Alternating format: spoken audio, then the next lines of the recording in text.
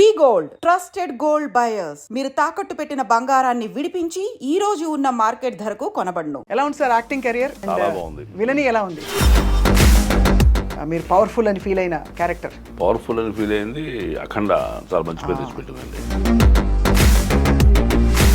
మీకు combination scenes లో అదరగొట్టిన మీ కో stars ఎవరెవరు చెప్పండి సార్, మీ ఎక్స్పీరియన్సెస్. అంటే మంచి డైలాగ్, మీకు ఒక మంచి డైలాగ్, అవతల వాళ్ళకు మంచి డైలాగ్ ఉన్న పరిస్థితులు. ఫేస్ టు ఫేస్ అనేది బాలయ్యబాబుతో. మీరు స్వతహాగా మీ ఓన్ గా ఎందుకు యాక్టింగ్ ని పర్సూ చేయలేదు? మెడ్రాస్ వెళ్ళినవాడిని నేను అంటే 90s లోనే. అదే అప్పుడు శ్రీహరి గారు వాళ్ళందరూ ట్రై ట్రై చేసుకుంటారు, చేస్తున్నాను నేను, శ్రీహరి గారు. కానీ అప్పుడు పడలేదు అసలు క్యారెక్టర్స్. సార్, మీ ఇష్టమైన సినిమాల్లో మీకు బాగా నచ్చిన ఒక డైలాగ్? చిరంజీవి షర్టులు పెట్టి ఆయన కాళ్ళ సరి చేస్తూ మొహం పెట్టి, చెల్లెలా గొడవ పుట్టిందా లేక నీలాగే ఊరికి పుట్టిందా అన్నప్పుడు ఆయన నష్టపడ్డాడు. అసలు ఎలా వచ్చింది మీకు ఈ రచన? నాకు ఆవేశం వచ్చేసి అప్పుడు మిడ్ నైట్ ఇప్పుడు లేచి రాశా. రోడ్డును వేసిన రాముని బొమ్మకు 10 పైసలు ఇవ్వని దాతలు, కరసేవంటూ వేసుకుందురు మొత్తం మూఢత్వపు వాతలు. బాబా బాబా. సర్వాంతర్యామైన దేవుడు అయోధ్యలోనేనా ఉంది, ఎలా అయినా వయ్యా దేవుడు వీళ్ళ చేతుల్లో బందీ. అల్లు గారి కుటుంబం మెగా కుటుంబం మధ్య వచ్చిన చిన్న అని అది లోకం అనుకునే మాట మీకు అనిపించిందా అలాగా? అంటే మీరు దగ్గరగా చూశారు కాబట్టి ఆ కుటుంబాన్ని. ఎక్కడైనా కలిసిన మనుషులు మన అరెస్ట్ విషయంలో కూడా నాకు బాగా ప్రమేయం ఉందండి. 10 మందిని పక్కన పెట్టి 11 వాడిని తీసుకెళ్ళడం ఏంటి?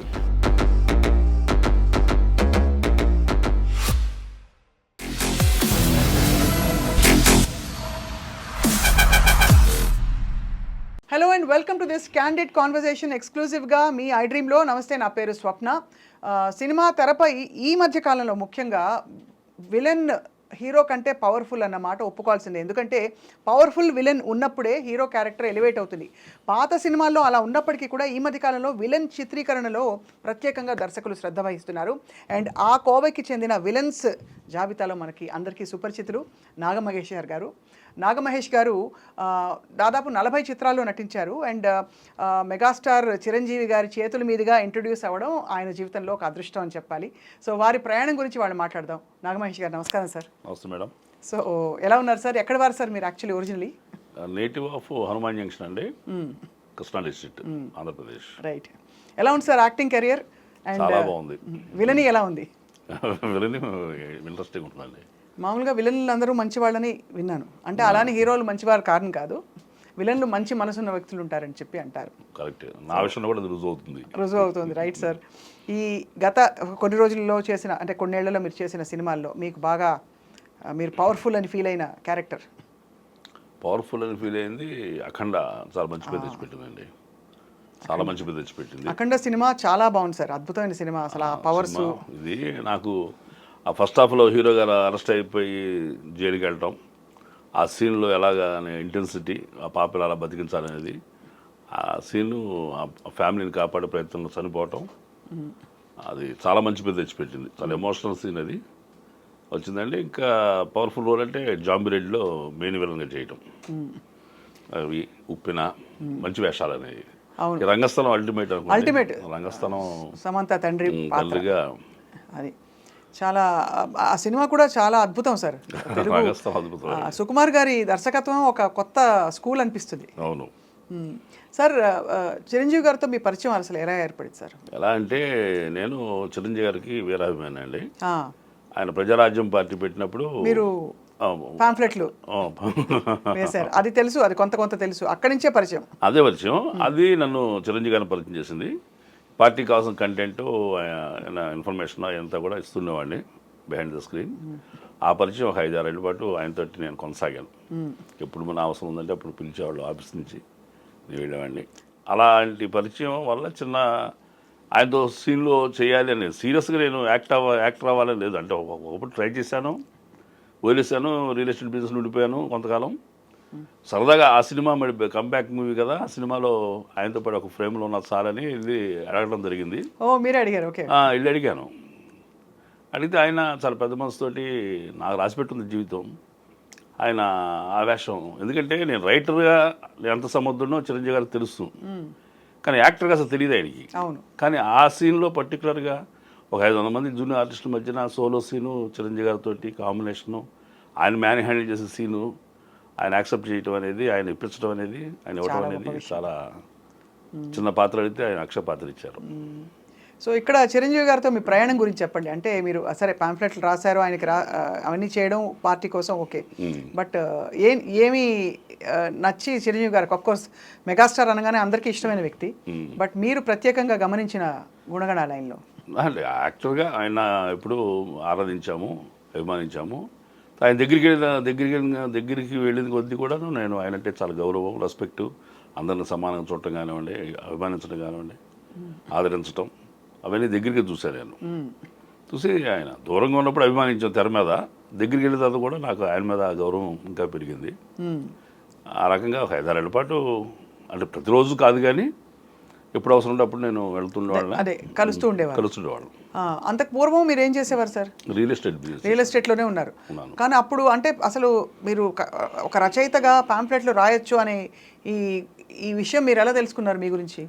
అంటే పార్టీకి అందరూ మంది మార్పులంతో వచ్చేవాళ్ళు, నేను అలాంటి అసలు పార్టీ రాజకీయాలు ఇంట్రెస్ట్ లేనివాడిని. రైట్. బట్ ఆయనకి ఏదో రకంగా సహాయం, నా వంతు సహాయం చేయాలని, రాముల వారు వారధి కడుతుంటే ఉడత సహాయం చేసినట్టుగా నేను ఏదో చేయాలి, మరి ఏం చేయగలను అంటే నేను అప్పటికే 15 కథలు నేను రాసిన స్వాతిలో వచ్చినాయి. స్వాతి వారపత్రికల్లో, మాసపత్రికలు వచ్చినాయండి. రచన ఒకటి ఉంది కదా మన దగ్గర, దీంతో ఏమైనా చేయగలుగుతాం ఆయనకి అంటే, ఈ కొత్తగా ఏం చేయగలుగుతామని తెగ ఆలోచిస్తే మంచి మార్గం దొరికింది. అదేంటంటే ఇటు సాక్షి పేపరు, టీడీపీ వాళ్ళ మీద ఇష్యూస్, ఈ ఈనాడు జ్యోతిలు రాజశేఖర రెడ్డి గారి మీద అవును వీటి గురించి రాసేవాళ్ళు. ఈ 2 పేపర్స్ చదివి, ఈ 2 పార్టీలు కాదు మధ్యలో ప్రజారాజ్యం పార్టీ వస్తేనే బాగుపడతాం అనేది బాడీ లైన్ తీసుకుని నేను పోయిటరీ వెళ్ళి చెప్పా, ఏదో స్పీచ్ ప్రోజులా కాకుండా. ఏమైనా గుర్తున్నాయి 1-2 లైన్లు మీ పవర్ఫుల్ లైన్స్ మీరు రాసినవి? ఆ మధ్య ప్రేమే సేవే మార్గమా, ప్రేమే ధ్యేయం అలాంటిది ఏదో ఒక లైన్ ఉండేది అప్పుడు. అవును, పిఆర్పి వచ్చినప్పుడు ట్యాగ్ లైన్ ఉండేది కదా. అవును. వాటిలో మీరు రాసినవి అలాంటివి ఏమైనా ఉన్నాయా మీరు రాసినవి? ఎలక్షన్ ముందు ఇక పాంప్లెట్ బిజినెస్ ఏముండదు, ఈ క్యాంపెయిన్ చేసే అవకాశాలు లేవన్నప్పుడు, అప్పుడు ఒకటి లాస్ట్ నా పేరు పెట్టుకుంటాకి ఒకటి రిలీజ్ చేసేప్పుడు చేసినప్పుడు ఈ పరకాల ప్రభాకర్ గారి ఇష్యూలు, ఇంకితర ఇష్యూలు జరిగినాయి. వాళ్ళు చేసిన ఉదంతాలను ఉటంకిస్తూ చివరిలో కొంచెం ఇన్స్పిరేటివ్గా రాశానంటే, క్రీస్తుకైనా కృష్ణునికైనా దేవుళ్ళని తొలిగాయా కష్టాలు, మదర్కైనా మహాత్ముడికైనా దాపునికి వచ్చాయా సుఖాలు, కారణ జన్మలకు కాలమే పెడుతుంది కఠిన పరీక్ష, తప్పదు వారికి అంతిమ విజయం, లోక శ్రేయస్సే వారికి రక్ష అని మహేష్ అని పేరు వేసుకుని నా ఫోన్ నెంబర్ ఇచ్చా. అప్పుడు తెలిసింది చెప్పాలంటే మాస్క్ తీసినట్టే ఫేస్ ఆఫ్ అయిపోయింది. అప్పుడు పార్టీ ఆఫీస్ నుంచి ఫోన్ వస్తుంటే, ఈ ఫోన్లు కాదు అన్నోన్ నెంబర్స్ అవసరం, స్వప్న గారు ఫోన్ చేస్తే ఎత్తుదాం, అది సుధాకర్ గారు ఫోన్ చేసి ఎత్తుదాం పెట్టుకున్నా. పెద్దవాళ్ళు ఎవరైతే చిరంజీవి గారితో యాక్సెస్ ఉన్న వ్యక్తులు, అట్లా ఒక పెద్ద ఆయన ఫోన్ చేశాడు, అయ్యా సత్యాగ్రహి గారు 6 నెలల నుంచి మీరు అజ్ఞాతంగా ఉండి ఎంతో సేవ చేశారో, దర్శన భాగ్యం కలగజేస్తారా అన్నాడు. వెళితే ఏం సార్ ఫోన్ ఇస్తారంటే, నేనేం చేయలేదు మహేష్ నీకు అన్నాడు. మీది కాదండి నెంబర్ కొట్టా, వస్తున్నా అని చెప్పాను కొంచెం వాయిస్ మార్చి. నన్ను గుర్తుపడతాడు అనుకున్నా, గుర్తుపట్టలా. మహేష్ అంటున్నాడు, ఆ పేరుంది, నేనే ఎక్స్పెక్టేషన్ లేదు ఆయనకి. కొట్టగానే ఆయన ఫోన్ నెంబర్ ఏం ఫీడ్ చేస్తున్నాడు, సత్యాగ్రహి ఫీడ్ చేస్తున్నాడు. మహేష్ పెట్టుకోవాలా, సత్యాగ్రహి పెట్టుకున్నాడు.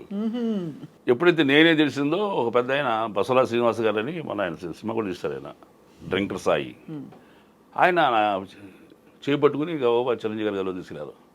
సార్ ఇతనే సత్యాగ్రహి అంటే, ఎంత ఎమోషన్ తీసుకెళ్ళాడంటే మన ఆఫీసులో జైలు కొట్టేస్తుంది ఈడే అన్నట్టు తీసుకెళ్ళాడు.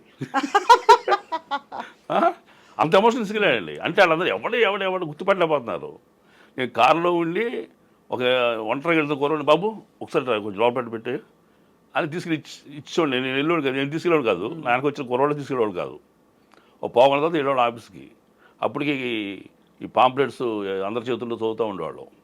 అలా 6 నెలల పాటు అజ్ఞాతంగా అక్కడే ఉండి గ్రహిస్తూ, వాళ్ళ ఎమోషన్ ఆనందాన్ని సేకరిస్తూ, అప్పుడు చిరంజీవి గారికి డైరెక్ట్గా ఒక రైటరు నేను అంటే నా మొహం తెలుసు ఆయనకి. నన్ను చూడగానే అడిగారు, మీరు రెగ్యులర్ ఆఫీస్కి వస్తాను కదా అని. వస్తాను సార్ అన్న. మరి ఎప్పుడు గదిలో రాలేదేంటి అన్నాడు ఆయన. మీతో నా పని ఏంటి సార్ అన్న. నిజంగా ఆయన నన్ను గుర్తించాలని నేను ప్రయత్నం చేయలే, గుర్తించబడాలని తాపత్రపడలా. సేవ చేయాలనుకున్నాం, చేసాం. ప్రతిఫలాపేక్ష లేదు కాబట్టి గుర్తింపు వచ్చింది. ఆ గుర్తింపు వచ్చిన తర్వాత చేసిన సేవకు కూడా ప్రతిఫలాపేక్ష లేదు నా దగ్గర నుంచి. ఆయన ఒక ఆయాచిత వరం నాకు అందించాడు. ఆయన అదే 2016లో 16లో ఖైదీ నెంబర్ 150లో ఆయన కంబ్యాక్ ఫిల్మ్ ఫిల్మ్ అందరూ యాంటిసిపేట్ చేసిన సినిమా. అందులో మీకు ఒక గొప్ప సీన్ పడింది. అక్కడి నుంచి వెనక్కి దాదాపు ఒక కొత్త లైఫ్ మొదలైంది మీకు. అంతే అంతే. లేకపోతే నేను అసలు సీరియస్ డెసిషన్ కానీ సీరియస్ ఇంట్రెస్ట్తో కానీ రాలేదు. ఆ సినిమా సక్సెస్ అయ్యి నా పాత్ర చాలా బాగుందన్న తర్వాత కూడా నేను సీరియస్గా సినిమా వైపు చూడాల. సుకుమార్ గారి ఆఫీస్ నుంచి జనవరి 12 ఇప్పుడు రిలీజ్ అయిందండి. ఫిబ్రవరి 1st వీక్లో నాకు సుకుమార్ గారి ఆఫీస్ నుంచి ఫోన్ వచ్చింది, ఈ సమంత వాళ్ళ ఫాదర్ గారు రంగస్థలానికి. ఏమనిపించింది అప్పుడు అసలు? అంటే ఇంకా ప్రాపర్గా మీరు మంచి యాక్టర్గా స్థిరపడిపోతున్నారని అర్థమైపోయింది. అర్థమైంది. అంటే ఎప్పుడైతే ఆయన నుంచి పిలుపు వచ్చిందో, ఆయన కూడా ఒక అరగంట సేపు చిన్న ఇంటర్వ్యూలో ఆయనకి క్యూరియాసిటీ పాయింట్ ఏంటంటే సుకుమార్ గారికి ఇతను కొత్త మొహం, తమిళోడా మలయాళం కూడా అనుకున్నాడు సినిమా చూసి. కాదు తెలుగు కూడా అయ్యేసరికి అసలు ఎలా ఇచ్చారు వేషం, ఏ ఇన్ఫ్లుయెన్స్ అతనికి, ఈ వేషం ఒకటే కారణం ఏంటి, ఆ క్యూరియాసిటీ ఉంది ఆయనకి. ఆయన ప్రశ్నలో ఉంది. మీరు ఎవరంటే ఎక్కడా అని అడిగారు మీలాగని ఫస్ట్. నెక్స్ట్ చెప్తుంటే అన్నిటికీ మీరు ఖైదీ నెంబర్ 150 చేశారు కదా, డైరెక్టర్ గారు పరిచయం అని అడిగాడు ఆయన. ఆ డైరెక్టర్ పరిచయం అయితే నా వేషం ఇస్తారని. కాదు సార్ చిరంజీవి గారు పరిచయం అన్న. చిరంజీవి గారా, ఆయన పరిచయం మీకు అడిగి ప్రస్తావన చెప్పా. ఇలా ఎప్పుడైతే ఇవన్నీ నేను రైటర్నని, స్వాతికి రాశానని, చిరంజీవి గారితో ట్రావెల్ చేశానని ఇవన్నీ తెలిసినాయో ఆయనకి మంచి వేషం ఇవ్వాలని అనిపించి రంగస్థలంలో సమంత పాలన చేశారు. ముందు యాక్చువల్ నన్ను పిలిచింది కూడా ఇన్స్పెక్టర్ వేషానికి. రామ్ చరణ్ గారిని స్టేషన్లో కొడతాడు ఇన్స్పెక్టర్. ఒకటే సీను, అటు తండ్రిని మ్యాన్ హ్యాండిల్ చేసి కొడుకుని మ్యాన్ హ్యాండిల్ చేసిన పోలీసులు ఈడే అని చెప్పి నాకు ముద్రేద్దామని ఆయన ప్రయత్నం ఉంది. ఈ విషయాలు తెలిసేసరికి ఎక్స్ట్రా క్యాలిక్యులర్ యాక్టివిటీస్ ఆయన కొంచెం గౌరవంతో మంచి ఆఫర్ ఇచ్చారండి. ఇక మళ్ళీ నేను జీవితం నాకు తిరిగి చూడాల. అదే వరుస పెట్టి మీకు మంచి మంచి సినిమాలు, గొప్ప క్యారెక్టర్స్. వస్తాను. రజాకార్లో కూడా చాలా మంచి వేషం చేశారు మీరు చాలా. సో మీ యాక్టింగ్ ప్రయాణంలో సార్ ఇప్పుడు దాదాపు అందరూ పెద్ద హీరోలతో నటించారు మీరు. అఖండ బాలకృష్ణ గారు, చిరంజీవి గారు అయింది, రామ్ చరణ్ గారు అయింది, ఇంకా దాదాపు 40 సినిమాలు. అంటే ఈ టైంలో చాలా ఎక్కువ. చేయని పెద్ద యాక్టర్స్ ఎవరంటే ప్రభాస్ గారు చేయలేదండి ఇంతవరకు. ఆ సినిమాలో కాంబినేషన్ కాకపోయినా సినిమాలో చేయలే. అల్లు అర్జున్ గారి సినిమా చేయలే. జూనియర్ ఎన్టీఆర్ గారి చిన్న వేషం పెట్టి అరవింద సమేత చేశా. మహేష్ బాబు గారి మహర్షి చేశాను.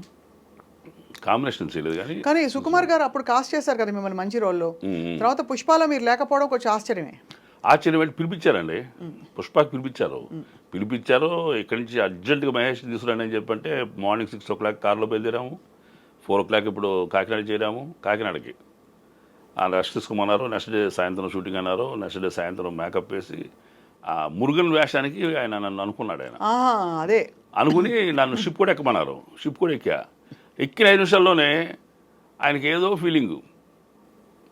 అప్పటికి ఓపెన్ చేస్తున్నా, ఓపెన్ రిలీజ్ కూడా అయిపోయింది.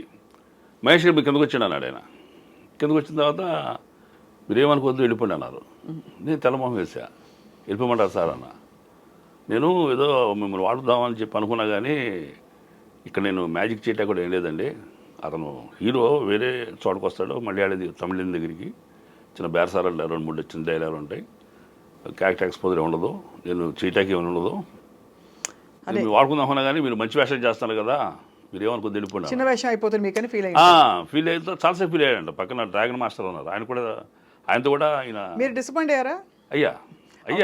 అయ్యాను. బట్ ఆయన చిన్న వేషమైంది దీనికని గౌరవించాడు అనేది చాలా ఆనందపడ్డా. ఆ దృష్టిలో నేను చాలా పెద్ద యాక్టర్ అనమాట, ఒక వాల్యుబుల్ యాక్టర్ అనే విషయం నాకు రుజువైంది. మీరేమనుకోవద్దు, పార్ట్ 2లో మీరు చదువు కానీ మీరు మంచి వేషం చేస్తారన్నాడు ఆయన. అంటే నేను నవ్వితే ఆయన ఇది మిమ్మల్ని పంపించేటానికి ఏదో కన్విన్స్గా చెప్తాను అనుకోవద్దు అని కొంచెం సీరియస్గా చెప్పారు. సార్ నేను ఆ మనసులో మాట చెప్పను మీకు అన్న. చెప్పండి అన్నారు. ఒకవేళ పుష్ప 2లో కూడా చేయలేకపోతే చేస్తున్నారు అన్నాడు. చెప్పను సార్, చేయలేకపోతే అరే మన మహేష్కి మనం ఏమి ఇవ్వలేకపోయామే అని మీరు ఫీల్ అవుతారని నేను నమ్ముతాను. తప్పడు కొట్టేశాడు ఆయన. సూపర్ అండి, మీరు అదే పాజిటివ్గా ఉండండి, ఖచ్చితంగా మనం చేస్తున్నాం అన్నారు. కానీ పుష్పటోలు చేయలేగా, చేయలే. ఎందువల్ల చేత ఏం మరి దాంట్లో నాకు తగ్గ అంటే వేషం నేను అనుకోవడం సార్, అంటే కాస్టింగ్ అంటే ఇప్పుడు ఆయన దృష్టిలో మంచి యాక్టర్ ఉన్నానండి. నేను అదే చెప్పా, రంగస్థలంలో చేసిన వాళ్ళు ఎవరిని ఉప్పెనకి రిపీట్ చేయమన్నారు. ఫస్ట్ డే నేను ఉప్పెన ఆఫీస్కి వెళ్ళి బుచ్చిబాబు గారి ఆఫీస్కి కలుద్దామని అడిగితే ఆ స్టాఫ్ సార్ ఈ సినిమాలు మీకు ఉండదు సార్ అన్నారు.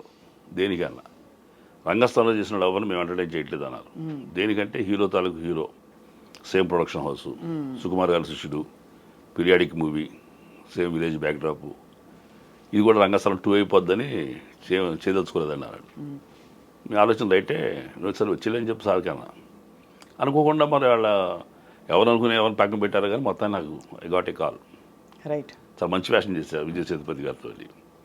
మరి అది నేను కోరితే రాలేదు, కోరుకున్నా రాలేదు. సో దీన్ని బట్టి మీకు ఏమర్థం అవుతుంది? మీరు రచయిత, పిఆర్పి ఒక పొలిటికల్ పార్టీకి స్క్రిప్ట్లు అవి రాశారు, మన పాంఫ్లెట్స్ అవి.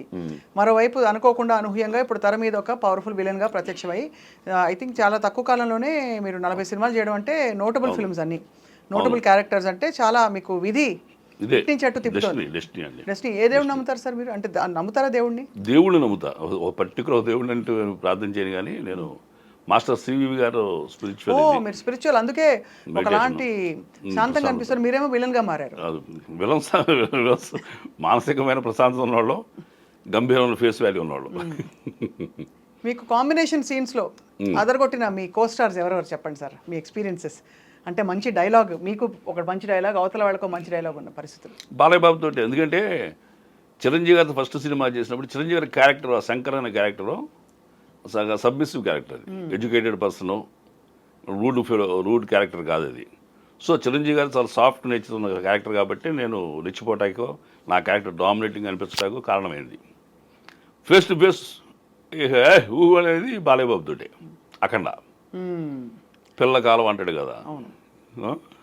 అఖండ చాలా అసలు ఆ రోజుల్లో ఆ థీము, అవును, ఇదంతా కూడా అందరూ ఇష్టపడ్డారు. ఒక సూపర్ కరోనా న్యాచురల్ టైంలో పవర్ ఉండడం. కరోనానే పారిపోయి చేశాడు కదా అఖండ.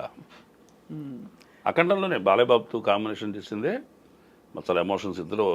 అంటే నేను ఇప్పుడు అలాంటి పెద్ద ఆర్టిస్ట్ దగ్గర మనం కాస్త చేయగలిగితే, ఆయన సూర్యుడైతే మనం చంద్రుడిలాగా, ఇంకా ఫుల్ మూన్ నైట్ మన ఫేస్ కానీ మన యాక్టింగ్ కానీ వాళ్ళ కాంతి కిరణాలు మనం పెట్టి ఇంకా షైన్ అవుతాం మనం. అలాంటి పెద్ద ఆర్టిస్ట్ ముందు చేయగలిగితే అదే అదృష్టం అండి. కరెక్టే. హీరో కాంబినేషన్ చేయటం అనేది ఇది నాకు. చిరంజీవి గారితో ఆ సినిమా, రంగస్థలం లిమిటెడ్గా రామ్ చరణ్ గారితో ఆ సినిమా. అసలు రామ్ చరణ్ గారు, సమంత ఈ సినిమాలో పండించారు. అంటే యాక్టింగ్ ఫిలిం ఉండే ఇది ఉంది అన్ని రకాలుగా అసలు వాళ్ళ సహజమైన నటన, ఆ సన్నివేశాలు, ఆ యాస, భాష అన్నీ కూడా. అవును. సో మీ ఫేవరెట్ డైరెక్టర్ ఎవరు సార్? ఇంతకాలం మీరు ఇంతమందితో చేస్తూ వచ్చారు, చూస్తున్నారు కూడా. అది ఫేవరెట్ డైరెక్టర్ అంటే ఒకళ్ళని చెప్పడం కష్టం అవుతుందండి. నాకు బాలచంద్ర గారు అంటే బాగా ఇష్టం ఉండేది. మన తెలుగులో బాపు గారు, విశ్వనాథ్ గారు అంటే ఉండేది. అయితే ఒక్కొక్క సినిమాకి ఒకళ్ళు అద్భుతంగా చేస్తారో, ఆ అద్భుతమైన సినిమా చూసినప్పుడు బా ఏం చేశాడు ఈయన అనిపిస్తుంది. పర్టికులర్ డైరెక్టర్ అంటూ మీరు స్వతహాగా మీ ఓన్గా ఎందుకు యాక్టింగ్ని పర్సూ చేయలేదు ఫస్ట్ నుంచి? అంటే నేను చేశాను మేడం, నేను చేశాను. మెడ్రాస్ వెళ్ళిన వాడిని నేను 90s. అదే అప్పుడు శ్రీహరి గారు వాళ్ళందరూ ట్రై చేస్తున్నాం. నేను శ్రీహరి గారు అప్పుడు పడలేదు అసలు క్యారెక్టర్స్. చిన్న చిన్న వేషాలు చేశారు, సింగిల్ సీన్సే ఉండేప్పుడు. కానీ టర్నింగ్ పాయింట్ అది లేట్గా వచ్చింది. లేట్ కంటే నేను అసలు ఆ తర్వాత నేను వదిలిపెట్టేసి ఇది జీవితం మనకి సరిపోతుందా రాదులే, ఫ్యామిలీ రెస్పాన్సిబిలిటీస్ కొన్ని ఉండి నేను కేమ్ బ్యాక్ అండి. మరి యాదృచ్ఛికంగా మరి డెస్టినీ అది ఎవరో నాకు అప్పచెప్పిన బాధ్యత కాదు, కుటుంబ బాధ్యతలే. సిస్టర్ మ్యారేజ్ తాలూకు అప్పులు ఉండటం కానీ, అన్నయ్య అనారోగ్యం అయితే ఆయన ఫ్యామిలీ చూడాల్సిన పరిస్థితి కానీ, ఎవరు నువ్వు చూడమని చెప్పింది కాదు, నేను కాకపోతే ఇంకెవరు చూస్తారని. అంతే కదా. అలా ఆ రెస్పాన్సిబిలిటీ తోటి బాధ్యతల కోసం నాకు నేనే ఆశయాన్ని వదిలిపెట్టుకున్నాను.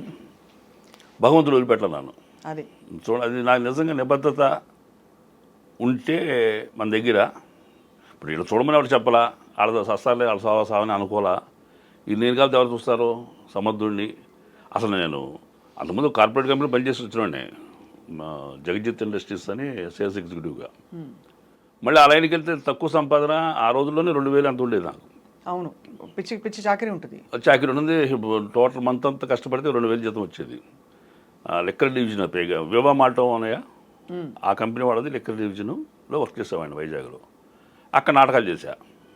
ఓహో, సో అక్కడ రంగస్థలాన్ని మీరు రంగస్థలం అప్పుడే ఎక్కాం. నేను వైజాగ్ ప్రసాద్ గారు స్టేజీ చేసాం, ఒక స్టేజీ ఒక నాటకంలో. మిశ్రో గారు మా గురువు గారు, ఆయన గొప్ప దర్శకులు నటుడు. ఆయన శిష్యలేఖం కాబట్టి ఆయన అక్షరాభ్యాసం ఆయన బొట్టుపట్టు బట్టి కాస్త ఈ పార్టీ నటన వచ్చిందని అనుకుంటాను. నేను కెమెరా ముందున్నప్పుడు ఆయన్ని స్మరిస్తా, చిరంజీవి గారిని స్మరిస్తా ఎవ్రీ టైం. అవునా? Because when ever I stand in front of the camera కడు మూసుని మాస్టర్ సివి గారిని, మిశ్రో గారిని, చిరంజీవి గారిని తలుచుకుంటా. ఈ జీవితం ఇచ్చింది ఆయన, నటన నేర్పింది ఈయన, బతికిస్తుంది బ్రేక్ కాపాడుతుంది పైనుంచి ఆయన అని.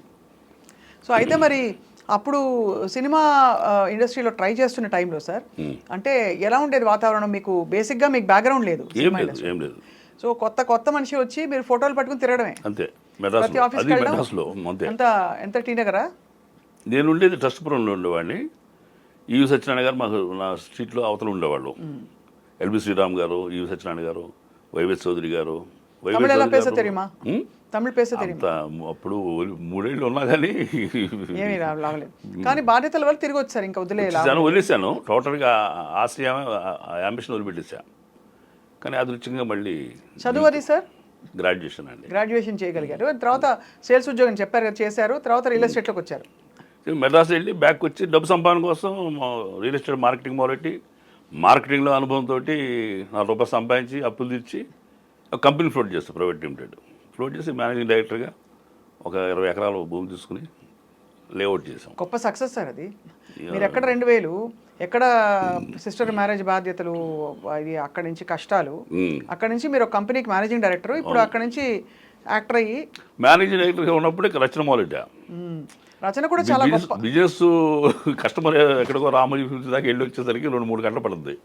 అమీర్పేటలో ఆఫీస్ ఉండేది. ఆడు వస్తాడా కడతాడా, ఈ టెన్షన్ ఎందుకు, ఈ టైంని ఎలా కిల్ చేద్దామని ఏదో రాసేది ఉందిగా మన దగ్గర అని చెప్పని ఒక కథ రాసి స్వాతికి పంపించా. ఫస్ట్ కథ ప్రింట్ అయ్యేసరికి అమ్మ నేను రైటర్నే అనుకుని రెచ్చిపోయి దాదాపు 15 కథలు దాకా రాసా. 16 కథలు వచ్చాయి మొత్తం. అది కూడా గొప్ప విషయం. ఎందుకంటే చాలా గొప్ప కథలు రాసి పబ్లిష్ అవుతే ఏదో బాగుందని ఒక 10 మంది చదివి చెప్పడం తప్ప మనకు పెద్ద ఆదాయాలు ఏమి ఉండదు. దానితో గొప్ప రాత్రికి రాత్రి పేరు వచ్చే పని కూడా ఉండదు. అయినా మీరు రాశారు ఆర్టికల్స్, కథలు అంటే గొప్ప విషయమే.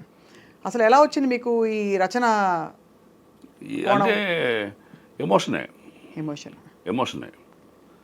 అప్పుడు 96 ఇంకా ముందే ఉండదు. ఈ కరసేవ అని చెప్పి ఎక్కడ చూసినా జై శ్రీరామ్ బాబరీ మసీద్ కూల్చేసిన తర్వాత పరిస్థితిలో ఒక రోడ్డు మీద శ్రీరాముడు బొమ్మ వేశారండి. ఫస్ట్ టైం నేను రాయటం అనేది నాకు ఇగ్నిషన్ ఇచ్చినట్టు అయింది. నేను మోటార్ బైక్ మీద వస్తున్నా, చూస్తే బ్రహ్మాండంగా అద్భుతంగా చేశాడు పెయింట్. అది పైనుంచి వర్షం పడుతుంది. ఆ బొమ్మ మీద అక్కడ పోవాలా, అక్కడ 10 పైసలు బిళ్ళలు ఉన్నాయి, కానీ పెద్ద అమౌంట్ నాకు కనిపించలా. వచ్చి పడుకుంది. ఆ రాత్రి ఇదే గుర్తొచ్చింది. వేసిన ఆర్టిస్ట్ అవడం చాలా తెలివైనవాడు. ఇప్పుడున్న అట్మాస్ఫియర్ దీన్ని ఎమోషన్ని క్యాష్ చేద్దామని రాడు బొమ్మ వేశాడు. మరి జనాలు జయ శ్రీరామ్ అని అరుస్తున్నారు, కానీ డబ్బులు వేశారు వీడికి. వేయిపోతే వీడి ప్లాన్ వేస్టే కదా. అంత కష్టపడి వేశాడు. పైగా రావణ బొమ్మ వేస్తే దేవుడు క్షమించుకోవడం ఏంటి, వర్షం ఎందుకు కురిపిస్తున్నాడు, అటు సగులేంటి ఆడికి, అది ఎంత మానసికంగా బాధపడి ఉంటాడు. ఇంత కష్టపడేసాను, డబ్బులు రాలేదు, పైగా దేవుడేమో చెరిపేశాడు. ఆడి బాధ అంతా నేను అడిగి తీసుకుని అసలు జనాలు నిజంగా ఎగిపోతే వేస్తుంటే వాళ్ళు సక్సెస్ఫుల్ థింకర్ అనుకుంటాము. ఏగిపోతే ఆడు అనుకున్న పని సఫలీకృతం కాకుండా ఉండుంటే ఆడ బాధ ఎట్లా ఉంటుందనే ఫీలింగ్ తోటి నాకు ఆవేశం వచ్చేసి అప్పుడు మిడ్ ఇప్పుడు లేచి రాశా. రోడ్డును వేసిన రాముని బొమ్మకు 10 పైసలు ఇవ్వని దాతలు, కరసేవంటూ వేసుకుందురు మొత్తం మూఢత్వపు వాతలు.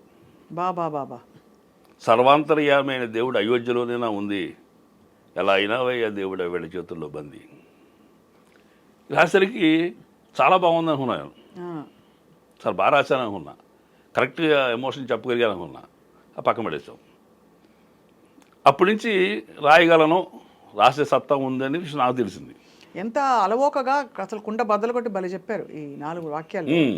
అయితే అది బీజేపీ వాళ్ళకి వర్తిస్తుందేమో, ఆర్ఎస్ఎస్ వాళ్ళకి వర్తిస్తుందేమో, కాంగ్రెస్ వాళ్ళు ఎందుకు వదిలిపెట్టాలని చెప్పి ఇంకో 2-4 లైన్లు ఎడమ రాద్దామని చెప్పి ఆలోచిస్తే, కులము మతము మత్తునిచ్చు సారా, కులము మతము మత్తునిచ్చు సారా సేవించుతుందురు రాజకీయ ఉన్మత్తులు మనసారా ఆ, మనుషులు కుళ్ళి కంపు కొడుతున్న మాటల్లో సుగంధి నీ పేరున మమ్మల్ని దోచుకుంటున్నారయ్యా ఓ జాతిపిత గాంధీ. ఆహా.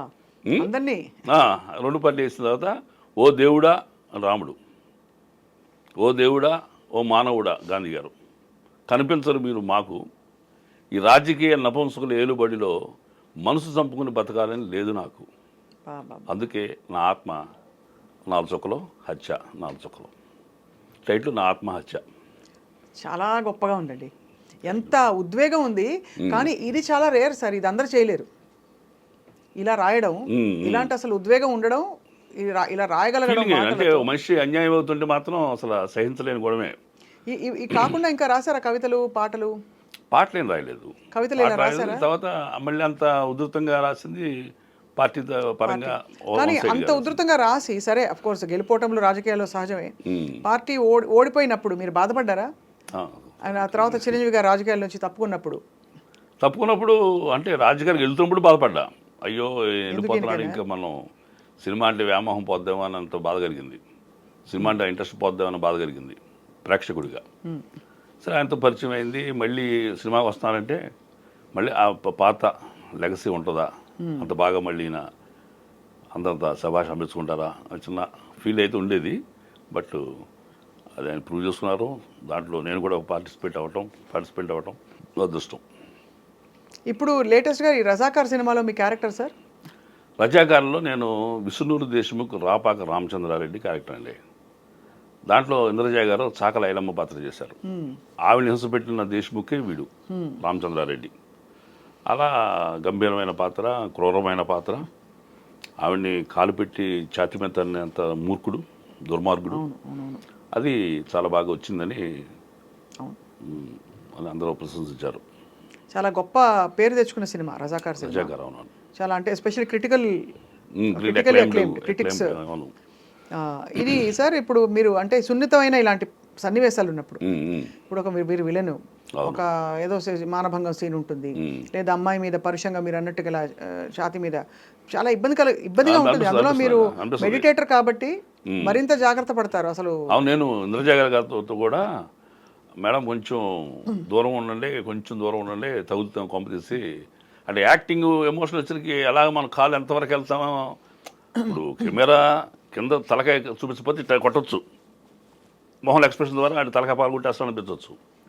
కానీ మీ ఆ తలకాయ కూడా కనిపిస్తూ ఉన్నప్పుడు నా చేతిలో ఉన్న ఆయుధం అది డమ్మిది కావచ్చు, ఖచ్చితంగా ఎంతో అంత స్థాయిలో టచ్ అవ్వాలి. అది ఈ స్థాయిలో టచ్ అవుద్దా టచ్ అవ్వాలి. అట్లా ప్రొఫైల్ షాట్ పెట్టినప్పుడు అన్న మీరు తనండి అన్న పర్వాలేదు నేను తట్టుకుంటాను, ఎందుకంటే ప్రొఫైల్ షాట్ అది ఖచ్చితంగా ఆవిడ బాడీ ఛాతీకి ఇట్లా తగలాల కాలు వెళ్ళి తంతే ఎగిరెళ్ళి వరికుప్ప మీద పడిపోద్ది ఆవిడ. నేను అదే చెప్పాను నేను దీంట్లో కూడా స్పీచ్లో నిన్నే ఆహారం వస్తుంది. అంటే విలన్ పాత్రలు అంటే ఇవన్నీ తప్పవు కదా, హీరోలు కొట్టాలి, హీరోయిన్లనే కాదు హీరోయిన్లు కూడా కొట్టాలి, షేర్ చేసుకోవాలి. అక్కడ అభిమాన నటులు పెద్ద స్టార్స్ ఉంటారు. అవును. Me all time favourite actor ఎవరు సార్ పోనీ చెప్పండి? మీకు చిరంజీవి గారు అఫ్ కోర్స్ అది తెలిసిపోయింది కాకుండా అమితాబ్ బచ్చన్ గారండి. అవునా? ఎందుకంటే ఆ వయసులో ఫస్ట్ చిన్నప్పటి నుంచి అంటే ఎన్టీ రామారావు గారు పెద్ద అభిమాని, నాలుగు టికెట్లు చూసే రోజుల నుంచి. ఆ తర్వాత ఆయన రిటైర్మెంట్ వయసు వచ్చేసరికి చిరంజీవి గారు దూసుకొచ్చారు. చిరంజీవి గారు అంటే పొన్నమ్మ నాకు చూసిన కాడి నుంచి ప్రాణం గారిని కూడా చూశాను నేను. పొన్నమ్మ నాకు చూసిన తర్వాత ఇక ఆయన అంటే ఒక అభిమానం. ఇక ఆ తర్వాత ఏ చిన్న సినిమా వచ్చినా ఆయన ఉన్నాడంటే సార్ వెళ్ళేవాళ్ళం.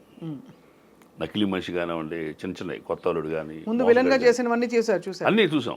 అంటే ఆ యాక్షన్లో స్పీడు, ఆ దూకుడు అది నాకు బాగా. ఇప్పుడు రామారావు గారిని అభిమానించి పెరగడం వల్ల కృష్ణ గారు, సోనబాబు గారు, కృష్ణరాజు గారు ఎవరు కనపడాలి, నాగేశ్వరరావు గారు కూడా కనపడాల.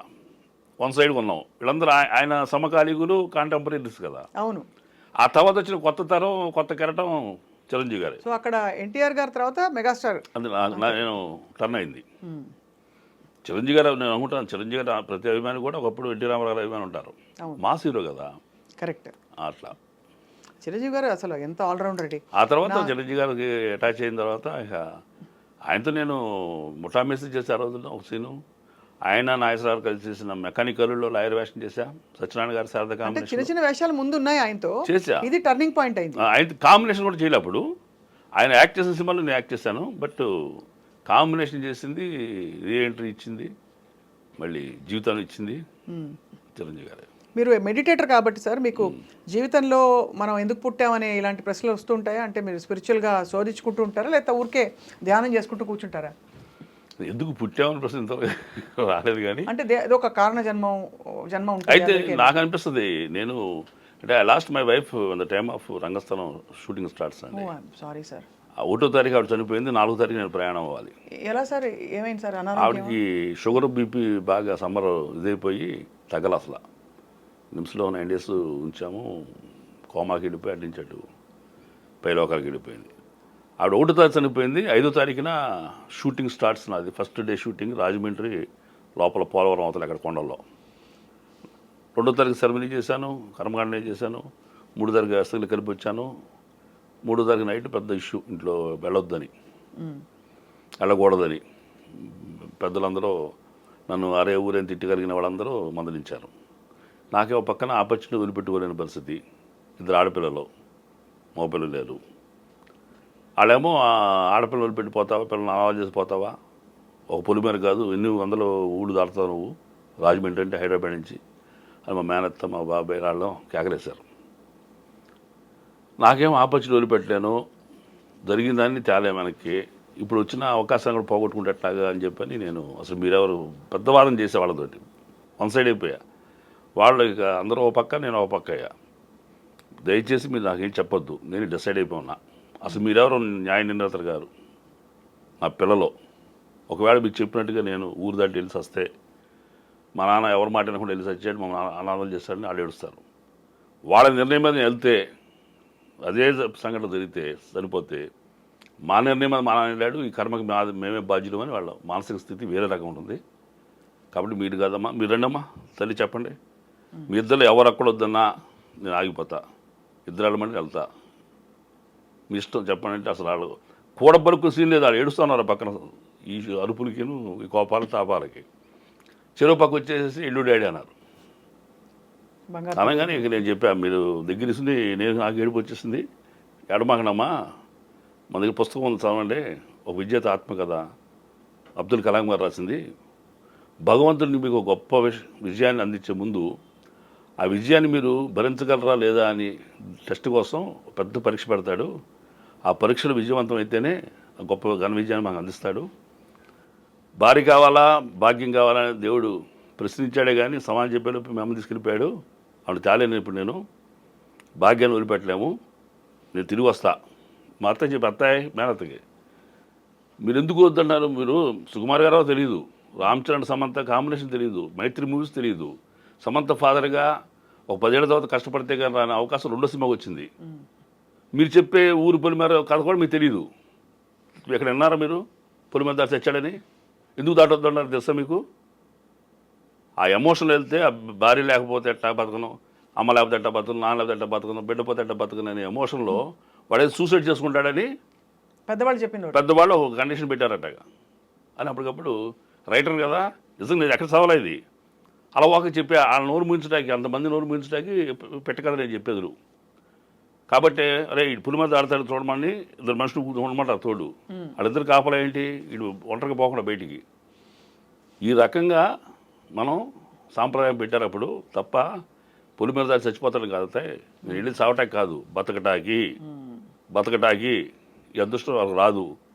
దేవుడు ఇచ్చారు. ఫస్ట్ సినిమా చిరంజీవి చిన్న వేషం అంటే ఆ ఎమోషన్ చెప్పి వీళ్ళందరి పేర్లు చిన్న వేషం ఉన్నాయని అంటే ఆయన ఆ వేషం ఇవ్వటం ఏంటి, అసలు నేను మళ్ళీ సినిమా ప్రయత్నం చేయకపోతే సుకుమార్ గారు ఆఫీస్ ఫోన్ రావడం ఏంటి. డెస్టినీ నా సినిమానే, డెస్టినీ నేను యాక్టర్నే, నా భవిష్యత్తు యాక్టర్నే. కాబట్టి అవకాశాలు నేను సాధించగలనా లేదానికి పరీక్షలు. కాబట్టి మీరు తల్లి మీరేం వరేవద్దు, తిరిగి వస్తాం తల్లి, ఒక 5 రోజులు ఊపి పట్టండి, శర్మలోకి వచ్చేస్తానని. అక్కడికి వెళ్తే అక్కడేమో ఆయన అయ్యప్ప స్వామిలో ఉన్నాడు, ఆయన మాల్లో. ఎవరు? మన రామ్ చరణ్ ఆయన. నేనేమో భార్యకి కర్మకాండ చేసి మైల్లో ఉన్నా. చాలా జాగ్రత్తగా 5 రోజులు చచ్చానండి. ముళ్ళ పొద తాకకూడదు కదా. నాకు నిజంగా అప్పుడు భయమేసింది. మైల ఉంది కదా నాకు, నేనే కదా మా భార్యకి కర్మకాండ చేసింది. ఇక ముళ్ళ కంచిలో ముళ్ళ పొదలు అడ్డు చూసుకుని ఆయన ఆ కాంపౌండ్లో ఉంటే అన్ని పాకలు అక్కడ, ఈ పాకలో ఉండి బాబు అని చిరునవ్వుతో నమస్కారం పెట్టేసేసి పక్క వచ్చేవాడి. ఆయన లేచి సెకండ్ ఇవ్వటానికి వచ్చేంత మూమెంట్ ఉండేది. బట్ నేను అది చూడట్టుగా వెనక్కి తిట్టాను అయిపోయాడు. అంతవరకు పాటించారు. పాటించా 5 రోజులు అసలు ఎవరిని తాకలా.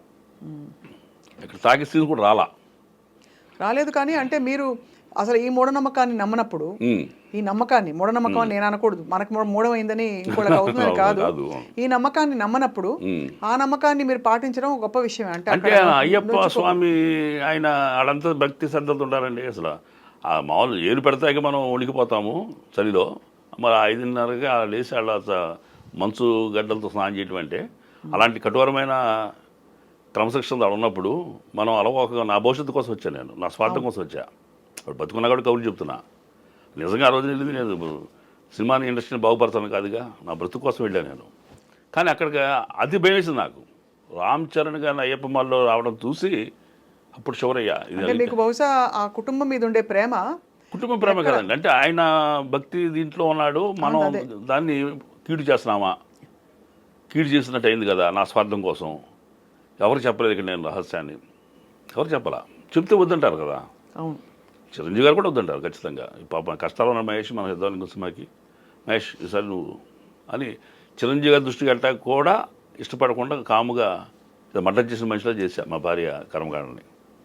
అంటే నాకు తెలిసిన వాళ్ళు ఎవరికి కూడా నేను నోటీసులో చెప్పాలి, అసలు తెలియజేయాల, అవకాశం పోద్దని భయం. అంటే చెప్తే అర్థం కూడా కాదు సార్, అంత అమాంతం పరిగెట్టుకు రావాలని అనుకునే వాళ్ళు ఉండొచ్చు. అంటే ఇప్పుడే అయింది కదా, కొంచెం ఇంట్లో ఉండి బాధపడాలని చాలా మంది ఎవరు ఇష్టపడరండి. మనకి 10 రోజులు 13 రోజులు ఉన్నాయి కదా కర్మకాండాలు కొన్ని. సార్ సమంతతో మీ కాంబినేషన్ సీన్స్ చేసాం, ఎలా అనిపించేది సమంత గారి? సమంత ఆవిడ కూడా చాలా డౌన్ డెత్ పర్సన్ అండి. నిజంగా ఆవిడ్ని ఆవిడ వచ్చేసరికి నాకు మేకప్ వేస్తారు ఆ రోజున ఫస్ట్ డే. ఈ కళ్ళలో పుసుగులు పెట్టారో, మొహంతో బ్లాక్ చేశారో, అసలైతే మంచి అందగా అండి, దాన్ని ఇంకా నాశనం చేశారు మేకప్ తోటి. ఫస్ట్ డే మా మీద ఆవిడ పొగొట్టడం ఓదటం సీన్ చేస్తున్నారు. ఒక పక్కన కూర్చోబెట్టారు. ఆవిడ రాగానే నాగమేష్ గారు మీరు ఇటు రండి అని పిలిచాడు సుకుమార్ గారు. పిలిచి శ్యామ్ ఏదో ఫాదర్ అన్నాడు. అట్లా చూస్తుంది, షాక్ అయింది ఆవిడ. అంటే ఆ కొండలో ఉండే మనిషిలా ఉన్నప్పుడు నేను అలాగూ చిరిగిపోయిన షర్ట్లు వేసుకుని ఉండేసరికి అక్కడ చూసింది. నేను నమస్తే మేడం అన్న వచ్చే పక్కకి మహేష్ గారు ఆవిడ వేసి వెళ్ళి నేను షార్ట్కి వెళ్ళిపోనా అని ఆవిడ వెళ్ళి ఆ పొయ్యి దగ్గర కూర్చొని ఆ పొగ గొట్టంతో పొయ్యి ఊదాలి ఆ సీన్ చేస్తున్నారు. ఎంత చక్కగా ఉన్నావే సాంగ్, మాంటేజ్ షార్ట్ అంటే అది. మహేష్ గారు వెళ్ళి మాట్లాడండి ఆవిడతోటి, ఆడితే మనకు కలపాలని. నేను ఆ గట్ madam I have seen that movie Khaidi number 150 అన్న. సరే ఇంటి అంది. అది అన్నప్పుడు దాంట్లో మంచి వేషం చేశానండి అన్న. ఓకే అంది. అట్లా నేను కొండోని కాదు, హైదరాబాద్ నుంచి వచ్చిన ఆర్టిస్ట్ని అని ఆ 2-30 ఇంగ్లీష్ మాట్లాడేదో చేసా. అట్లా ఈయన పరిచయం చేయించిందే సుకుమార్ గారు సమంతకి. ఆ తర్వాత చేపట్టును లాగే సీన్ ఉంటుంది పంచాయతీ సీన్లో, దొంగమొండ అని చెప్పి లాక్కెళ్తాను. అప్పుడేమన్నా గట్టిగా మ్యాన్ హ్యాండింగ్ ఏమన్నా హార్ష్గా ఉంది మేడం అంటే, లేదు పర్వాలేదని పట్టుకోండి, గట్టి పట్టుకోండి, అంతే ఎమోషన్ రాదు మీకు. అట్లా ఆవిడ ఇది చరణ్ బాబునేమో షర్టు పట్టుకుని నా కొంపలో నీ పని ఏంటారు తొత్తు నా కొడక అంట ఇంట్లోంచి దొంగసాటి ఇంటికి వచ్చినప్పుడు కూతురుతో మాట్లాడే సీన్లో లేచి నిలబడతాయి కదా ఫస్ట్. అదే నా ఇంట్రడక్షన్, నా క్యారెక్టర్. ఆ సీన్లో అతన్ని హీరోని పట్టుకుని నాకు రావటం, ఇది కొంచెం అంటే యాక్టింగ్ ఎమోషన్లో ఎంత స్థాయిలో చేస్తాను అనేది నాకు తెలియదు. మరి మిగతా వాళ్ళు కూడా తిరిగిపోతూ అనుకుంటా ఇన్వాల్వ్ అయిపోయి. మళ్ళీ అక్కడి నుంచి రిపీట్ కాస్టింగ్ మీకు అనసూయ ఆ సినిమాలో ఉన్నారు, రజాకార్లో ఉన్నారు, రజాకార్లో కూడా ఉన్నారు. సో అయితే మొత్తానికి అలా మీ ప్రయాణం ఏర్పరచబడింది. అవును, ఏర్పరచబడింది డివైన్ పవర్ అందుకు. సార్ మీకు ఏమన్నా మొన్న ఈ అల్లు గారి కుటుంబం మెగా కుటుంబం మధ్య వచ్చిన చిన్న అని అది లోకం అనుకునే మాట మీకు అనిపించిందా అలాగా? అంటే మీరు దగ్గరగా చూశారు కాబట్టి ఆ కుటుంబాన్ని. అంటే అప్పుడు నేను చూసినప్పుడు వేరు, ఇప్పుడు అసలు నేను 4-5 ఏళ్ళ చిరంజీవి ఇంటికి వెళ్ళాను నేను. బట్ అంటే యాజ్ ఒక ప్రేక్షకుడిగా, ఒక నటుడిగా కూడా చూసినప్పుడు బాధ వేస్తుంది, అయ్యో ఇంత అది వస్తుందండి. ఇష్టపడే మనుషులు కదా, ఇష్టపడే మనుషులు. ఇప్పుడు అరవింద్ గారితో ఆ రోజుల్లో ఆయన కూడా పర్సనల్ కావడం జరిగింది పార్టీ ఆఫీస్ వ్యవహారాల్లో. యాక్టర్ అయిన తర్వాత ఇప్పుడు నేను గీతా ఆర్ట్స్ కూడా వెళ్ళి కలిసింది లేదు, మాట్లాడింది లేదు.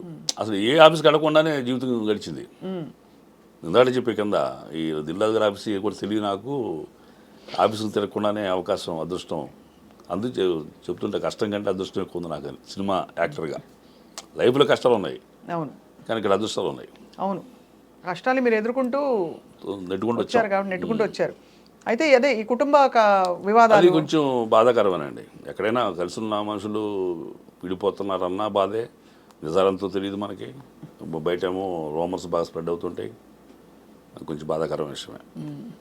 ఏదైనా బాధాకరమే. ఇప్పుడు ఆయన మన అరెస్ట్ విషయంలో కూడా నాకు బాగా ప్రమేయం ఏముందండి, మన గవర్నమెంట్కి వ్యతిరేకమైన కాదు కానీ ప్రమేయం ఏముంది. మరి 11 మందిని ఫస్ట్ నుంచి 10 మందిని పక్కన పెట్టి 11 వాడిని తీసుకెళ్ళడం ఏంటి? అలా చూస్తే తిరుమలలో తొక్కిసలాట జరగలే, మరి ఎంతమంది పోయారు మరి చంద్రబాబు నాయుడు హయాంలో ఆయన రాజమండ్రి దాంట్లో కూడా పుష్కరాల్లో కూడా చాలామంది అంటే పర్మిషన్ లేదని ఒక ఇది మీద ఆయన తప్పు ఉండొచ్చేమో కానీ చావుకు బాధ్యుడు కాడు అని ఆయన. నేను అనుకున్నా అది కూడా ఆయన జీవితంలో కర్మ. ఒక ఒక ఒక పెద్ద కష్టం వచ్చిందంటే మనిషికి అది పశ్చాత్తాపానికో పరితాపానికో అది కొత్త జీవితమైన ఆలోచనకో నాంది అవుతుంది, ప్రేరణ అవుతుంది. ఖచ్చితంగా అల్లు అర్జున్ గారు అంతకుముందు ఉండే నేచర్ కంటే తర్వాత వచ్చిన నేచర్ చాలా గొప్పగా ఉంటుంది. చాలా అంటే ఎందుకంటే మన ప్రయత్నం లేకుండా మనం కర్మను అనిపిస్తాం అనుకోండి, అవును దిస్ ఇస్ రాసి పెట్టింది అంత, మన ప్రమేయం లేదు. ఏం చేయాలి ఆ టైంలో? ఏం చేయాలి? ఇది జరిగింది. నేను అదే అంట, దండైనా దండనైనా ఆ దేవుడు ఇచ్చేదే. దండేసినప్పుడు మనం మురిసిపోవద్దు, దండనేసినప్పుడు కుంగిపోవద్దు. నా ప్రమేయం లేదు, బట్ వాడి స్వార్థం కోసం నన్ను ఇరికించాడు. సరే రాసి పెట్టింది నా జీవితంలో ఉంటా. మరి నేను అందరినీ బాగు కోసం నా ఆశయాన్ని వదిలిపెట్టా. మా ఫ్యామిలీ విషయంలో చెల్లి ఇది మా తమ్ముడు పెళ్లి చేసి నేను పెళ్లి చేస్తున్నావాడిని నా జీవితంలో. ఏమండి 35 yearsలో పెళ్లి చేస్తున్నాను నేను. మీరు అంత లేట్గా చేసుకున్నారు? అంత లేట్ చూస్తున్నా. అందరూనే వడ్డీకి ఇచ్చిన నాన్న లేరు కాబట్టి, 2 అన్నయ్యల పైన ఉన్నా, వాళ్ళు పక్క వెళ్ళిపోయారు కాబట్టి. మరి ఇంత చేసిన వాడిని నా జీవితంలో నా భార్య కోల్పోవడం ఏంటి? చాలా నా కర్మ అనుకున్నాను నేను. కాబట్టి ఇది మనకేంటంటే ఆ పాజిటివ్ థింకింగ్ ఉంటామో, లేకపోతే డివోషనల్గా మనం మెడిటేషను పవరో సాత్వికంగా ఉంటామో, మాంసాహారం తిన్నా సాత్విక తత్వం నేచర్ కావటం వల్ల ప్రతిదీ. ఎందుకంటే మీ ప్రమేయం లేకుండా మీరు జరిగితే యూ నాట్ వర్రీ అండి. లోకం ఏమైనా అనుకున్నామండి, అదే you not worry about that comments allegations. అంతే. ఇది దేవుడు నాకు డైరెక్ట్. అందులో నా మనుషులు అంటే భయం లేదు, దేవుడు అంటే భయం. గొప్పగా ఉంది సార్. అవును. ఇప్పుడు మెడిటేషన్ చేస్తారా రోజు? అంత డీప్గా నేను కాదు కానీ ఒక 1/2 hour ప్రశాంతంగా ఉంటాను. ఇంక వేరే నెగిటివ్స్ ఉండవు, వేరే ఏమి. ఆ మోసం చేసిన వాడు కూడా క్షమించేంత సాత్వికత వచ్చేసింది నాకు. అది చేశారా మోసం? జరిగినాయి, చాలా జరిగింది. రియల్ ఎస్టేట్లోనే సార్? రియల్ ఎస్టేట్లోనూ అయిన వాళ్ళు, బయట వాళ్ళు, ఎంప్లాయ్గా ఉన్నవాళ్ళు. అయితే నేను ఆడి బాగు కోసం దేవుడు ఒక ఇన్స్ట్రుమెంట్గా, ఇప్పుడు నా బాగు కోసం చిరంజీవి గారు ఎట్లా ఉన్నారో, ఎట్లా అయ్యిందో, ఆడు బాగు కోసం నేను ఉన్నానేమో. కానీ మీరు మోసం చేయలేదు కదా అక్కడ. అలా ఎలా చేయలే అంటే ఒక మనిషి వల్ల మనిషి చర్యలకు కూడా ఏదో ఒక పర్యవసానం ఉండాలి. అవును, వాళ్ళకి ఇచ్చే టైం వచ్చినప్పుడు ఇస్తాడు. అంతే, వాళ్ళ కర్మలు వాళ్ళు అనుభవిస్తారనేది మీ. అంతే. ఈడు బాగుకి నేను ఉపయోగపడ్డానేమో కానీ అని వదిలిపెట్టేసిన తత్వం వల్ల వాళ్ళు ఇప్పుడు నాతో ఫ్రెండ్లీగా ఉన్నారు, నేను ఫ్రెండ్లీగా ఉన్నాను. బట్ వాళ్ళు ఎందుకు ఇంత చెత్త పని చేసే ఫీలింగ్ అయితే వస్తూ ఉంటుంది. ఇంత మన మోసం చేశాడు ఏంటి అనే ఫీలింగ్ అయితే ఉంటుంది, బాధ ఉంటుంది కదా సార్. డెఫినెట్గా. సార్ మీ ఇష్టమైన సినిమాల్లో మీకు బాగా నచ్చిన ఒక డైలాగ్, డబ్బింగ్ మీరే చెప్పుకుంటారు ఆబ్వియస్లీ. మీరు సంపూర్ణ నటులు, రంగస్థల నటులు కాబట్టి, రంగస్థలంలో నటులు కూడా కాబట్టి ఇంకా మరి అన్ని క్వాలిఫికేషన్స్ వచ్చేసినట్టే. అంతే. చిరంజీవి గారితో ఫస్ట్ సినిమా చేసినప్పుడు ఆయన షర్టు పట్టినప్పుడు నేను ఆయన చంపేస్తానే గట్టిగా అరుస్తా. అరిసి షర్టు పట్టుకుని మిగతాడే అరిస్తే రైతులు చంపేస్తా అని వాళ్ళందరికీ ఒకటే హెచ్చరికిస్తా. ఆ చెల్లెలు దూరం నుంచి అనయా అని భయంగా అరుస్తుంది. ఆయన చూసి ఇక్కడేమో అందరినీ చాలా ర్యాష్గా చంపేస్తా అని కళ్ళు ఊరిమి చూసినవాడిని. ఆ చెల్లెలు చూడగానే ఒకసారిగా మైకి గమ్మేసిన వాళ్ళగా చిరంజీవి షర్టులు పెట్టి ఆయన కాళ్ళ సరి చేస్తూ మొహం పెట్టి, చెల్లెలా తోడ పుట్టిందా లేక నీలాగే ఊరికి పుట్టిందా అన్నప్పుడు ఆయన నష్టపడ్డాడు. ఆ సీన్ చెప్పినప్పుడు చిరంజీవి గారు చాలా అప్రిషియేట్ చేశారండి. మహేష్ చాలా బాగా చెప్పావయ్యా అంటే ఆ డైలాగ్ చెప్పే తీరులోనే పింపిని అడుగుతామే ఫిగరా అని ఆ రకంగా అడగటం వల్ల కథ కోపం అతనికి. అవును, అడిగే తీరులోనే మన యొక్క దురుద్దేశం కానీ అతను రెచ్చగొట్టే విధానం కానీ అవతల పాత్రని చెల్లెలా తోడ పుట్టిందా లేక నీలాగే ఊరికి పుట్టిందా అనగానే ఆయన నా షర్ట్ పట్టుని నాలుగు నరం లేకపోయినా మాటకి సంస్కారం ఉండాలిరా సంస్కారం కరెక్ట్గా చెప్పారు సార్ లాగా. అది ఎందుకంటే అప్పుడు దాకా సింగిల్ టేక్ అండి అది. ఈ సీన్ దగ్గర వచ్చేసరికి చిరంజీవి గారిని తెర మీద చూసిన అభిమానం ఉంది కదా, వెరీ క్లోజ్. ఆయన కళ్ళు ఇంత కనిపించింది నాకు. ఆ కళ్ళలో కళ్ళు పెట్టి చూసేసరికి ఇంత ఇంత నా ఫేస్ ఇంత క్లోజ్ వచ్చాడు ఆయన. వెరీ క్లోజ్ షాట్ అది మా ఇద్దరికి. ఆయన మొహం ఆ కళ్ళు చూసేదానేమో నాకు నెక్స్ట్ డేనే చెప్పలేకపోయా. 4 డేలు పండి నేనే అసలు షాక్ అయిపోయా. అందరూ షాకే, ఏంటి ఇప్పుడు దాకా రెచ్చిపోయాడు కదా వీడు, ఒకసారి ఏంటి వీడు మొత్తం గాలి తీసిన బెలూన్లో తయారైపోయాడని. వినాయక్ గారు చాలా స్మార్ట్గా వచ్చి ఆయన, అన్నయ్య మహేష్ గారు ఎందుకు చెప్పలేకపోతున్నారంటే ఆయన మీ కళల్లో చూస్తూ డైలాగ్ చెప్తున్నాడు, అందునే మర్చిపోతున్నాడు డైలాగు. ఇందా నేను మీ యాక్టింగ్ చూస్తే కట్టేప్పుడు మర్చిపోయా అన్నాడు. మహేష్ నువ్వు నా కళ చూడు, మాకు ఇక్కడ చూడు కెమెరా, మాకు ఇట్లా ఉంది కెమెరా, చీటింగ్ చేయొచ్చు.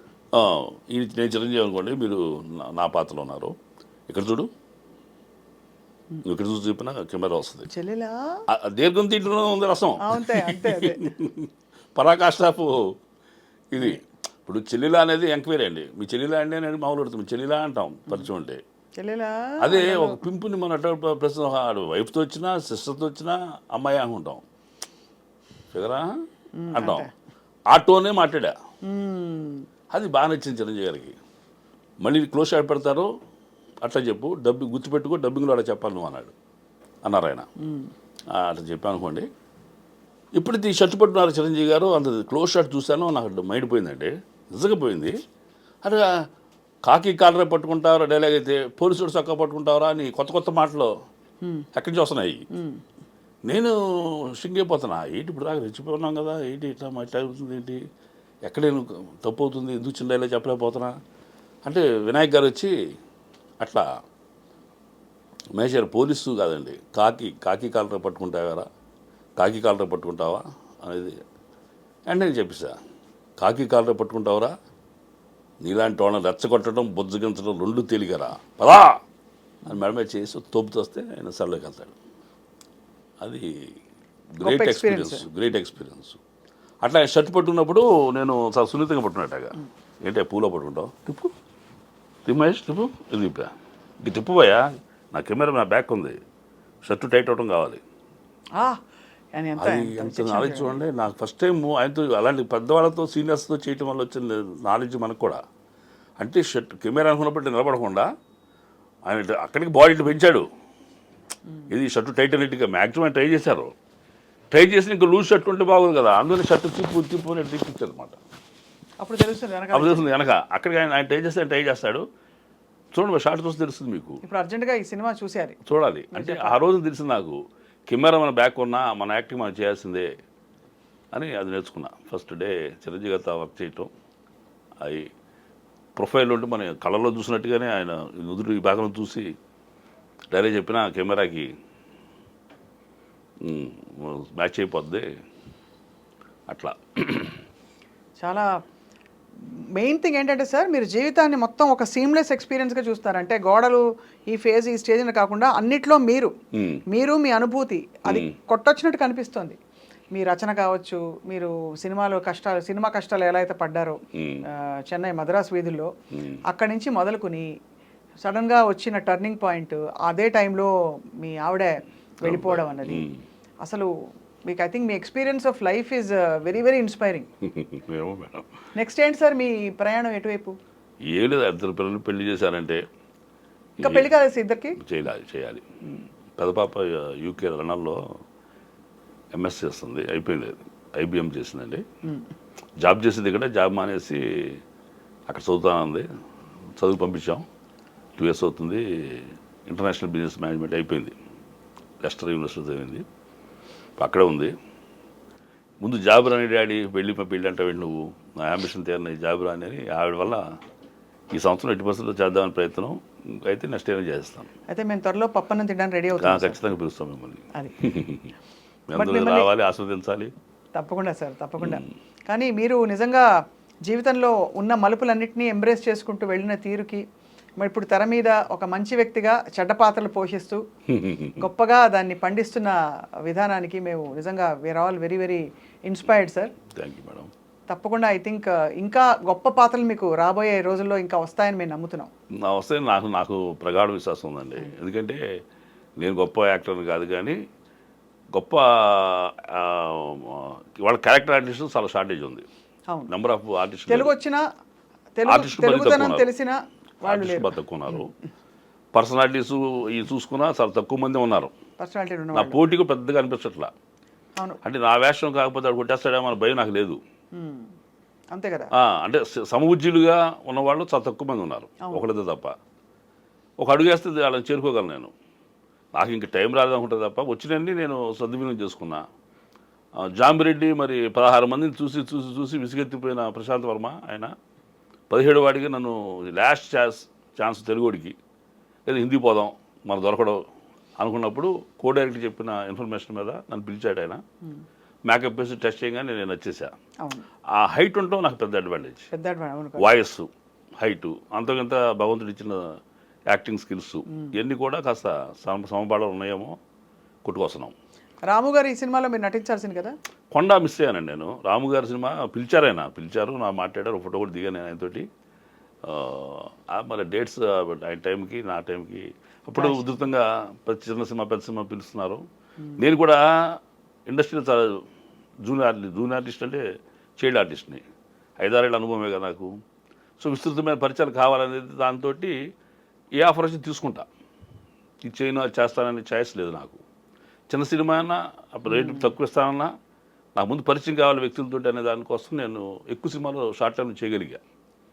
ఆ వరవడిలో కొన్ని మంచి ఆపర్చునిటీస్ కూడా నాకు మిస్ అయ్యాయి. పిలిచి మరి ఆయన భీమలా నాయక్ వస్తే నేను భజేవాయు వేగం 2 రోజులు ఆ 2 months నుంచి నాది ఆయన ఎవరిది మన తనికడ భరణి గారి కాంబినేషన్ కోసం వెయిట్ చేస్తూ 2 months గ్యాప్ తర్వాత దొరికితే వాళ్ళ డేట్లు పక్కా చేసిన తర్వాత 5 days కావాలన్నారు. మధ్యలో 2 days భజేవాయు వేగం భీమలా నాయక్ గురిపెట్టా. మన గేమ్ చేంజర్కి 3 days ఫస్ట్ అడిగారు మైసూరు షెడ్యూల్ అని. ఎస్జే సూర్య కాంబినేషన్లో ఎస్పీ క్యారెక్టర్. ఇది ఓకే అయిన తర్వాత వారం 10 రోజుల తర్వాత విశ్వంబర 13 రోజులు కావాలని అడిగారు. భజేవాయు వేగం వాళ్ళది అది యూవీ క్రియేషన్స్ కదా విశ్వంబర. ఈయన అడిగితే అమ్మో వదిలిపెట్టి ముచ్చట్లేదు మహేష్ గారు, అసలు అప్లికేషన్ పెట్టమాకండి, శంకర్ గారికి ఏ ఫోటో అయితే చూపించాం మనిషి ఉండాలి అక్కడ, మీరు రాకపోతే నా ఉద్యోగం పోద్ది, నేను ప్రొడక్షన్ వదిలిపెట్టిపోవాలి అని మేనేజర్ గారు గట్టిగా మందలించడమే కాకుండా కొద్ది గంటల్లో నాకు ఫ్లైట్ టికెట్ పంపించాడు ఒక వారం ముందే.